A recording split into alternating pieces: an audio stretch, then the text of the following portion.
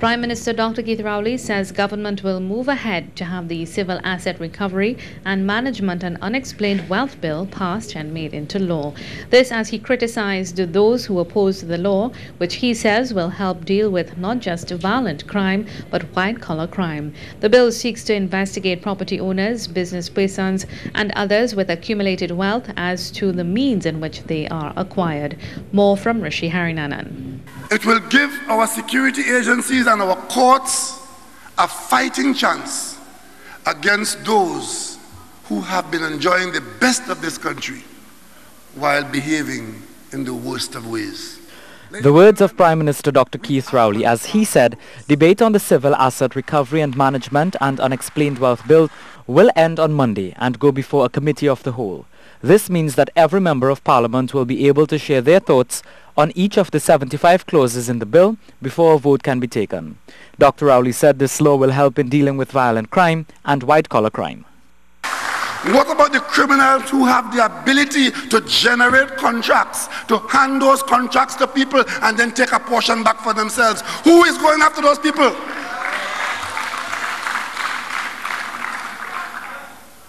And that is the problem that we are facing in this country.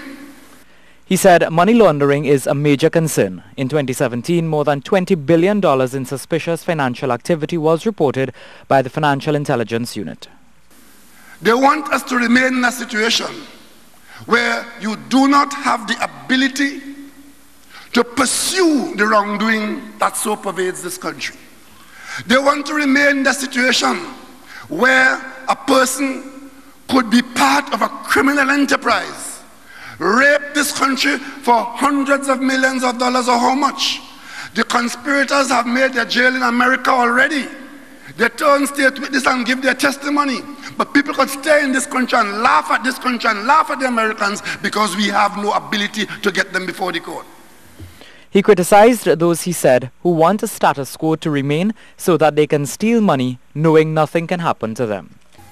But as we said in this government, we know what you have done. If you left no footprint and you left no fingerprint, more power to you, you could be a real thief. But if you leave any footprint or you leave any fingerprint, we will pursue you to the ends of the earth. Rishi Harrynanan, TTT News. Meanwhile, the opposition United National Congress is not happy with the bill.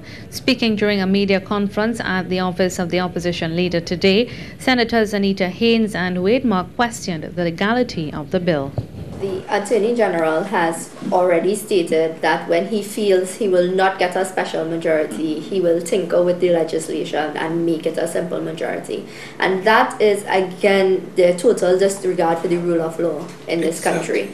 You cannot look at legislation and then arbitrarily decide that it does not affect our constitutional rights. And I think the Attorney General must know that the courts will decide this and that it definitely will not hold up.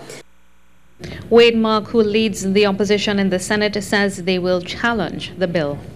We will challenge them in the courts right up to the Privy Council. And I can tell you as we speak, they brought this law, similar law, in Italy, and the Constitutional Court struck it down as unconstitutional. In Australia, they brought it too. It was struck down as unconstitutional.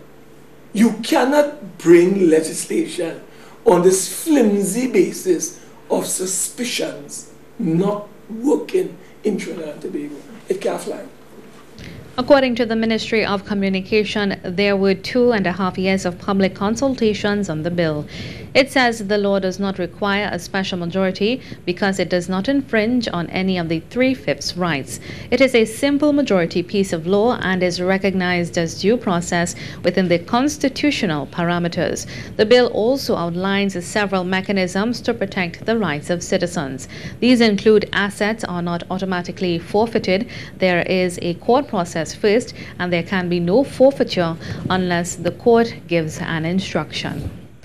And the Attorney General, Faris Al-Rawi, says the Civil Asset Recovery and Management and Unexplained Wealth Bill is for everybody, including politicians. He made the statement as he called on the public to step forward and be advocates for change.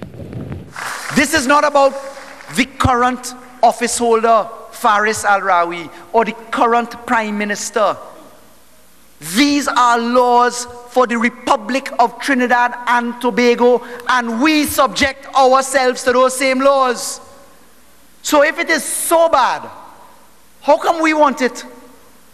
How come we subject ourselves to it? Meanwhile, AG Al-Rawi says he has no problem explaining how he acquired his assets. He was responding to a call by the opposition leader for him to do this. I'm the one, as a member in a cabinet, bringing the law to apply to me and my cabinet members. But I want to say to Mrs. Prasad Bissessar, I can explain my wealth properly and completely, and I make no shame about being successful. But witness anonymity inside of civil asset forfeiture, the opposition has a problem with that, ladies and gentlemen.